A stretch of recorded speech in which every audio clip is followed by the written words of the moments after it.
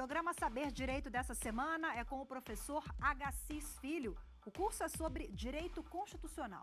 Tem dúvidas sobre o assunto? Mande um e-mail para nós, saberdireito@stf.jus.br. Você também pode estudar pela internet. É só acessar o site www.tvjustiça.jus.br. Bem-vindo a mais um programa Saber Direito. Meu nome é Agassiz Almeida Filho, eu sou professor de Direito Constitucional, escrevo e pesquiso nas áreas de Direito Constitucional, Direito Eleitoral, Teoria Política e Teoria do Direito. Esta semana, o Saber Direito vai se dedicar a um tema que eu intitulei Compreendendo os Direitos Fundamentais. A nossa primeira aula, que é a aula de hoje, ela vai versar sobre o significado dos direitos fundamentais. No nosso segundo encontro, nós vamos analisar a questão da negação dos direitos fundamentais. Depois disso, vamos estudar a questão das funções dos direitos fundamentais. No nosso quarto encontro, nesta semana, nós iremos dedicar nossa atenção ao problema do regime jurídico dos direitos sociais. E, finalmente, terminando esta série de aulas que fazem parte da compreensão dos direitos fundamentais, nós iremos estudar a relação que existe entre os direitos fundamentais e o princípio republicano. Começando a aula de hoje, nós devemos, antes de mais nada, partir para o entendimento do conceito de direitos fundamentais. O que vem a ser um direito fundamental? Antes de mais nada, nós temos que levar em conta que um direito fundamental ele faz parte de uma decisão política de caráter fundamental. O direito fundamental ele está diretamente relacionado com a decisão do povo soberano de incluir na Carta Magna, de incluir na Constituição, um direito que é reputado indispensável para a realização da pessoa humana, para a realização do indivíduo em cada momento histórico. Nesse sentido, nós podemos concluir que em cada manifestação histórica do constitucionalismo, no constitucionalismo do século XVIII, no constitucionalismo do século XIX, no constitucionalismo do século XX, em cada um desses momentos houve uma incorporação de catálogos de direitos fundamentais que representavam em cada momento específico aquilo que o povo soberano considerava indispensável para a realização do indivíduo em termos de consagração de direitos. Muito bem. Quando nós falamos em consagração de direitos, nós temos que levar em conta que os direitos fundamentais devem ser considerados como tais a partir do momento em que eles são incorporados à Carta Constitucional. Essa incorporação nos leva a considerar três elementos que são ressaltados pelo professor J.J. Gomes Canutilho. Que elementos são esses? Muito bem.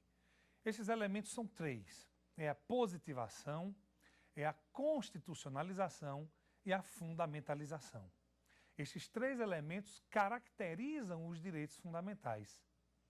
Em primeiro lugar, nós temos a positivação. O que vem a ser a positivação? A positivação está diretamente relacionada com o fato de os direitos fundamentais precisarem ingressar no âmbito positivo, de eles precisarem ser incorporados ao texto constitucional para poderem ser considerados como direitos fundamentais. Nós não podemos partir de uma compreensão acerca dos direitos fundamentais que leve em conta apenas o conteúdo moral de determinados direitos. Me explico melhor. Nós não podemos tomar os direitos fundamentais enquanto direitos fundamentais sem pensarmos na positivação desses direitos. Do contrário, eles seriam apenas critérios de ação moralmente justificáveis. Não podemos, por isso, entender os direitos fundamentais sem adotar a ideia de que esses direitos fundamentais precisam ser incorporados a um texto constitucional positivo. Outro elemento que nós precisamos levar em conta é o elemento constitucionalização. O elemento constitucionalização está diretamente relacionado com o elemento positivação antes mencionado.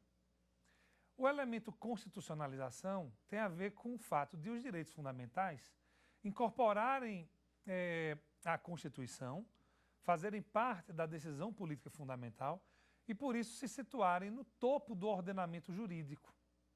Quer dizer, os direitos fundamentais, à medida em que eles carregam esse elemento constitucionalização, os direitos fundamentais eles se situam no topo do ordenamento jurídico.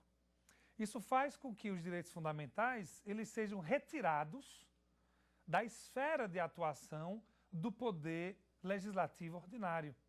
Os direitos fundamentais, nesse sentido, eles são protegidos da atuação do legislador ordinário através da atuação do controle de constitucionalidade, eventualmente,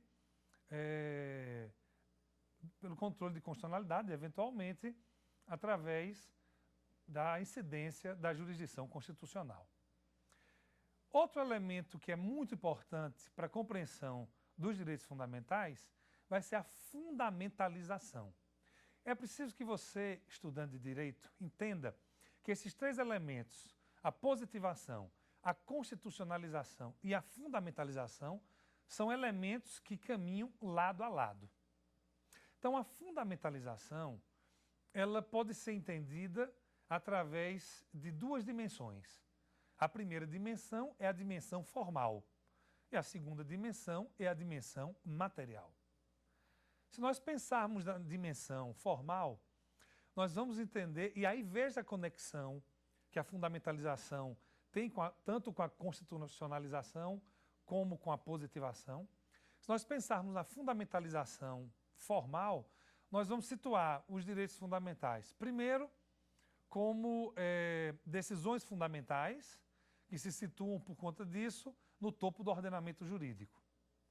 Nós vamos também pensar os direitos fundamentais como elementos, no caso brasileiro, que são considerados como elementos normativos, que são considerados como cláusulas pétreas, protegidos, portanto, esses direitos da atuação do poder de reforma constitucional. E, por fim, nós temos que considerar os direitos fundamentais, ainda dentro dos marcos da fundamentalização formal, precisamos considerar os direitos fundamentais como diretrizes que necessariamente devem ser seguidas pelo poder público. Superada a questão da fundamentalização material, nós precisamos observar a questão da projeção material que os direitos fundamentais apresentam. O que é essa fundamentalidade material? A fundamentalidade material, ela se manifesta na exata medida em que os direitos fundamentais contribuem para que o sentido da sociedade e do Estado sejam conferidos pela Constituição, pela decisão política de caráter fundamental. Como? Ora, a partir do momento em que o poder constituinte originário atua, a partir do momento em que o poder constituinte originário incide e politicamente e juridicamente cria um novo modelo de domínio político, nós temos os direitos fundamentais como um caminho que traça as diretrizes materiais tanto da sociedade quanto do Estado. Os direitos fundamentais vão contribuir para que nós possamos saber quais são os conteúdos ou qual é a essência dessa decisão política fundamental. São os direitos fundamentais, por exemplo, que vão definir qual é o tipo de indivíduo que vai fazer parte dessa sociedade. Qual é o modelo de convivência que vai gerir a atuação desse indivíduo, tanto perante si mesmo quanto diante dos outros membros da comunidade política. Então, a fundamentalidade na sua dimensão material, a fundamentalização na sua dimensão material, tem a ver com o conteúdo que os direitos fundamentais assumem. Outra questão indispensável no que diz respeito aos direitos fundamentais tem a ver com a sua dimensão institucional. Aqui eu me refiro quando falo da dimensão institucional dos direitos fundamentais. Ora, eu me refiro aqui aos direitos fundamentais, que são naturalmente direitos fundamentais da pessoa. Eu me refiro ao fato de que os direitos fundamentais devem ser compreendidos na sua dimensão individual, mas que os direitos fundamentais também devem ser compreendidos na sua dimensão coletiva, e também os direitos fundamentais têm que ser compreendidos como direitos fundamentais, inclusive das pessoas jurídicas. Mas quando nós falamos em direitos fundamentais na sua dimensão institucional, às vezes há uma certa confusão entre a compreensão dos direitos fundamentais institucionais com as garantias institucionais. Conceito este que foi criado, este último, que foi criado por Carl Schmitt no início do século passado. Então, é muito importante que nós saibamos diferenciar a dimensão institucional dos direitos fundamentais das garantias institucionais criadas por Carl Schmitt. Então, o nosso primeiro passo é saber o que são garantias institucionais. Para Carl Schmitt, as garantias institucionais são garantias de entes públicos que são consideradas universalidades, como podem ser, por exemplo, a saúde, garantias voltadas também para a proteção da autoridade local. Quando Carl Schmitt cria o conceito de garantia institucional, ele pensa em garantia dessas instituições, em garantias voltadas para proteger estas instituições. É preciso, inclusive, estabelecer uma diferença entre as garantias institucionais pensadas por Carl Schmitt e as garantias das instituições, que eram garantias também moldadas no início do século XX, mas que eram voltadas para a proteção de universalidades de caráter privado. Pois bem, quando nós pensamos no conceito de garantias institucionais, nós não podemos deixar de levar em conta a origem do pensamento de Carl Schmitt, porque naturalmente todos os marcos teóricos apresentados e desenvolvidos por um dado autor, todos esses marcos fazem parte do seu pensamento por completo, do seu pensamento total. E quando nós levamos em conta o pensamento completo, os marcos teóricos, a estrutura teórica geral do pensamento de Carl Schmitt, nós nos damos conta de que há dificuldades em conciliar o seu pensamento com as estruturas normativas e axiológicas do Estado constitucional. Precisamos levar em conta que Carl Schmitt foi um autor que pensou o direito e a política de uma forma absolutamente autoritária. Segundo Carl Schmitt, por exemplo, o conceito de política era um conceito ligado diretamente à ideia de inimigo político. Mas que conceito de inimigo político é este? Para Carl Schmitt, a política era compreendida ou deveria ser compreendida a partir do antagonismo amigo-inimigo. Isso se dava da seguinte forma.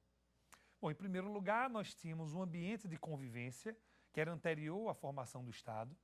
Nós tínhamos um ambiente de convivência onde vários grupos diferentes iriam entrar em conflito em nome do alcance do poder. Cada um desses grupos, que eram grupos formados de acordo com critérios que ele denomina critérios políticos, cada um desses grupos era formado por grupos de amigos políticos. O que eram esses amigos políticos? Ou quem eram esses amigos políticos? Eram os indivíduos que se uniam e se identificavam politicamente em nome dos critérios, essa identificação se dava em nome dos critérios ligados ao modo como a sociedade deveria se organizar. Então, esses vários grupos políticos, eles se uniam e iriam entrar em conflito, gerando o que, na linguagem de Carl Schmitt,